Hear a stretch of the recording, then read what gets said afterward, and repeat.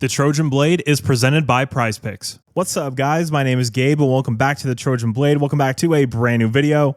USC has released the first official depth chart for the San Jose State game, and man, oh man, do we got some stuff to talk about. This is a wild depth chart. Don't want to waste any time throughout the video. If you notice I missed something, make sure you let me know in the comment section down below. But man, just diving straight in here, we'll start off at the quarterback position. Jade Mayava, the starter, obviously. The backup position is not yet settled, with Sam Heward and Jonas Williams still competing. You see the or down there. Nothing shocking there, exactly what we expected. Now looking at running back, Wayman, Jordan, or King Miller as the starters. Again, completely what we expected. I don't read it all into the Wormley, Alston, Rideau order. It's the two guys at the top and everyone else, and we'll go from there. Wide receiver. Trent Mosley is going to be starting in the slot, a true freshman, and just like we talked about a few videos ago, Zacharias Williams being a big slot behind him to give you a different look, catch and run ability on drag routes and all of that. So love those two in the slot. Caden Dixon-Wyatt is going to be starting as well. Of course, as you all know, he is the freshman wideout I'm highest on in this group. I think he's the most college ready. Route running, hands, run after catch, blocking. He can do everything for you at a very high level. Behind him is Boobie Feaster. Boobie's going to play, obviously, but I do think KDW is more college ready right now from a technical perspective. And then up top, Corey Sims or Tanook Hines. Interesting distinction there. I assume that's only because Tanook has missed so much practice time. Spring, fall, he's just getting into the thick of things now. Why really play him against San Jose State if you don't have to?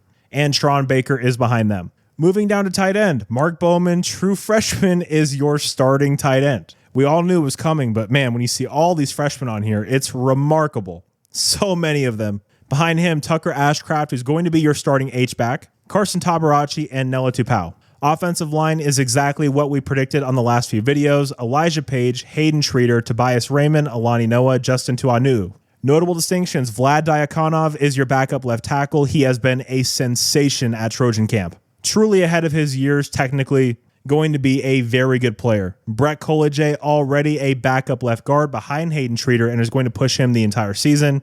Willie Washer is the backup center behind Tobias Raymond. Really need Tobias to stay healthy. Kaylon Miller's behind Alani Noah, and Aaron Dunn is behind Justin Tuanu.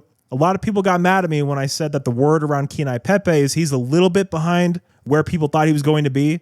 And as you can see by this depth chart, those reports appear to be at least a little bit true. Moving to defense, dear Lord, Luke Wafle's your starting defensive end game one, man. I did not expect that. Wow. Luke Wafle, game one, starter. Let's do it, man. I can't wait to see this guy in the field. 94 is going to be wrecking shop from the jump. Cannot wait to see him in action. The other end, you have Cameron Crawford. Your two defensive tackles are going to be Jade Abasiri and Alex Van Sumeren.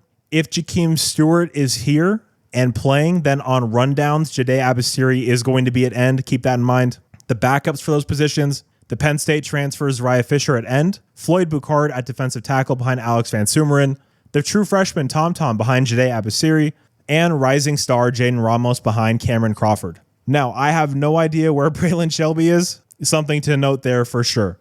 At linebacker, the starting Mike is Desmond Stevens. No surprise there. The backups are Tamir Robinson or Talanoa Ely.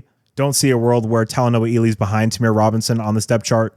And at will, you have Devin Bryant or Jaden Walker. Now, when you're in a 3 linebacker set, which Gary does do a good amount of the time, it's going to be Devin Bryant and Jaden Walker as the other two backers at Will and Sam. So that's why there's the or there. Moving to the secondary, your number one corner is Jontez Williams. He's ready to go. He's going to be your guy, locking down one side of the field with Marcellus Williams or RJ Sermons behind him. The other corner, you have Chasen Johnson or Rock Hill. This is pretty much exactly as we predicted here on this channel all throughout the offseason. Chasen Johnson is an incredible talent that does not get talked about nearly enough. And Rock Hill is going to be one of the best corners in the sport, not just in college, but when he makes it to the league too. This kid's the real deal. Your two starting safeties, Christian Pierce and Prophet Brown. I love this for Prophet, man. I love the fit at free safety. We talked about this a little bit as well. If Prophet's healthy, he's a wonderful option to put back there. He can play that single high and cover one. He can drop down and be a very natural robber or lurk, depending on what side of the field he's on. And Madden Reardon is the backup safety for both spots, so some positional flexibility from the true freshman. And at nickel, you have Alex Graham or Kennedy Urlacher. Now, for me, if we're in a rundown, right, I think Prophet Brown is going to come off the field. Kennedy's going to shift into that spot and Alex Graham will remain at the nickel. Or it could be the other way around. Kennedy could remain at nickel. Alex can shift to be that safety.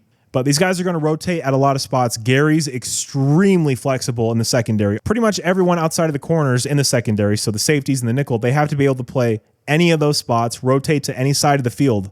And we're going to see that a lot with these guys. Looking at the specialists, man, Ryan Sayeri got beaten out at the starting kicker job by Caden Chittenden. He was supposed to be the kicker last year, got hurt. Sayeri was a hero for us. He loses his spot at place kicker. That's rough. We'll see on the field how it goes. Your punter is going to be Lachlan Kerrigan, the transfer from Memphis, the most Irish name I've ever heard. Ryan Sayeri is going to be the kickoff specialist. Your long snapper is Dylan Black, and your holder is the punter, Lachlan Kerrigan. So that's a lot of true freshmen, man. That's a ton of them having really big roles on this team. They're going to be thrown into the deep end early. I'm glad the schedule is the way it is. Those are my initial thoughts on the depth chart. There's not many shocking things. I don't know where Braylon Shelby is, and Luke Wafle starting there is very surprising. But man, it's definitely welcome. I'm so excited to watch this team, man.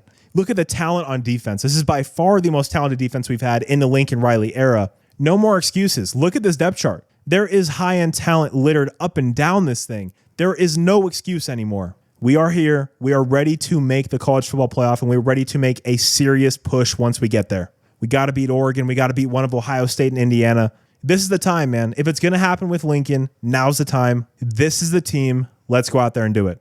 Again, guys, if you have any notes or thoughts on the depth chart, do let me know down below in the comment section.